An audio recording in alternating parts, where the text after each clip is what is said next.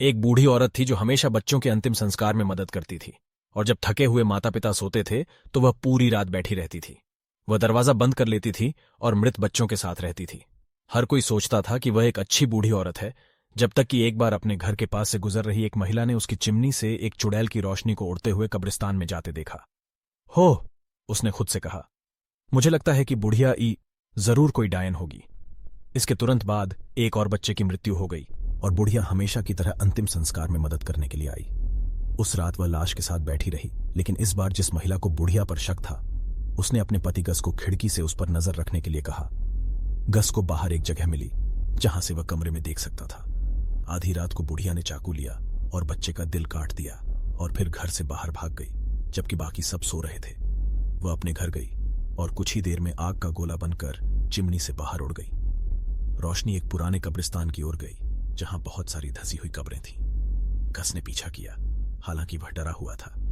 उसने देखा कि बूढ़ी औरत कब्र के एक गड्ढे में कुछ डाल रही है और कह रही है, वहां मैं तुम्हारे लिए एक और ले आया हूं। अब तुम मेरे दोस्त हो और तुम्हें मुझे दिखाना होगा कि मुझे पैसे कहां से मिलेंगे। जल्द ही रोशनी फिर से ऊपर की ओर बढ़ गई और बुढ़िया की चिमनी में वापस चली गई। अगली सुबह गस मृत बच्चे के पिता के पास गया और उसे वह सब बताया जो उसने सुना और देखा था।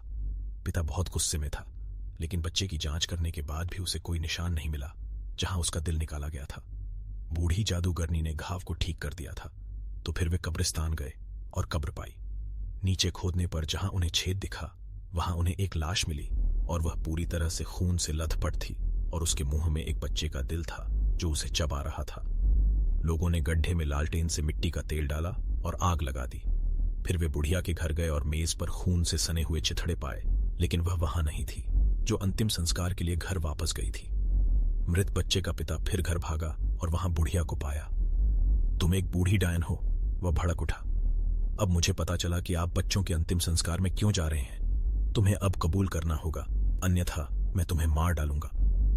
उसने उसके बाल पकड़कर उसे चारों ओर घुमाया।